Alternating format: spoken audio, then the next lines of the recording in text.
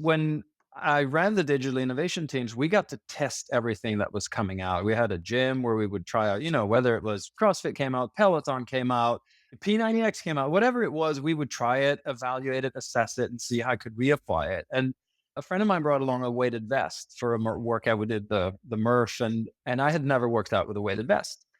It's a very different experience. Have you tried one? Yeah, you talk about Murph. In a former life, I was a CrossFit trainer and athlete. We owned a CrossFit gym, so we had weighted vests laying around everywhere throughout the whole gym, and not like the best use, right, necessarily of equipment or space at all times. So yeah, familiar.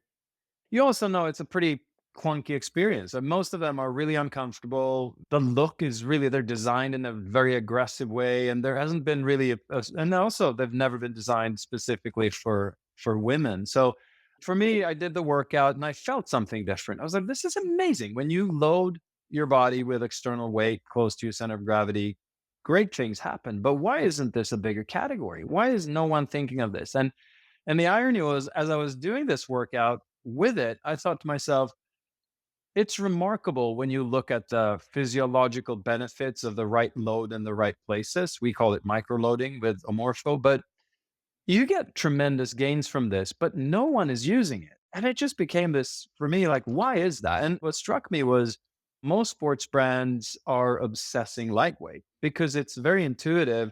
And most of them, like Nike, is founded on the whole idea that lighter is always better because the ounce you take out of a piece of footwear or clothing is an ounce that the athlete doesn't have to carry when they're competing.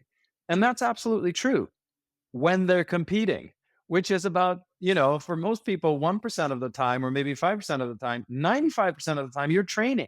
And the only way to get better when you're training is to add resistance, whether you're adding resistance through weights that you're carrying or on a bike. Or so it struck me that the reason no one had really gone into this space was because they're so focused on lightweight, lightweight, lightweight, like take every ounce out. And so it became our approach, which is obviously different than what we believe a big category. Yeah, it's even looking at. I haven't had a chance to use the apparel yet, but even looking at it, like much different look, much different vibe from like the brand perspective. And your T-shirt has on there the Gravity Sportswear, and I've seen it described as like the kind of micro beads or micro weights that are resistant, different levels of resistance, right? So in terms of the kind of product line and what people can expect and even what's available now, like is it different weights that are different pieces of equipment? Are all the pieces of equipment different weights? How do you think about like that kind of portfolio of the apparel?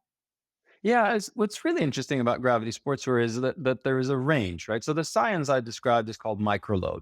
And the idea behind microloading is that you don't go as far as as a CrossFit trainer, it's 15 pounds or 20 pounds, and you're adding a lot of load, which makes it very hard to move naturally, move the way you're intended to move. So with microloading, we're only looking at about 1 to 5% of your body mass that we load, but we distribute it ergonomically.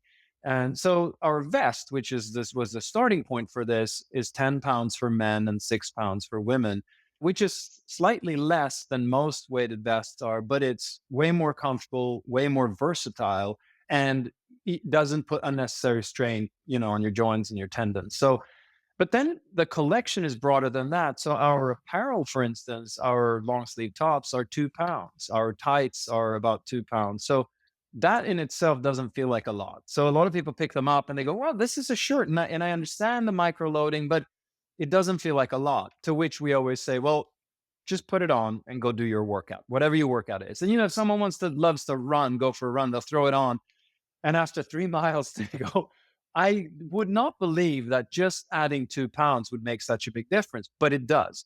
And we see tremendous gains. So you can burn up to 8% more calories. You can get up to 3% faster. You can jump up to 8% higher just by adding the right load in the right places and work out as you are intended to, but it gives you a little bit more intensity when you're doing it. So that's why it's a completely novel collection with things that you just put on as you would, because you're wearing clothes anyway. You wash them the same way, you wear them the same way, you just get more effect from your workout. Yeah, it's counterintuitive, right? That you think about it's not that much weight, and so how could these, 1 pound or 3 pounds, whatever, have that much of an impact. But on the flip side of that, think about how much time even brands like Nike or others spend trying to take out an ounce or a couple ounces, right? Or a pound from that. So when you think about it that way, it's like, oh, obviously there's something to that if it does matter enough that they would take it away in the first place.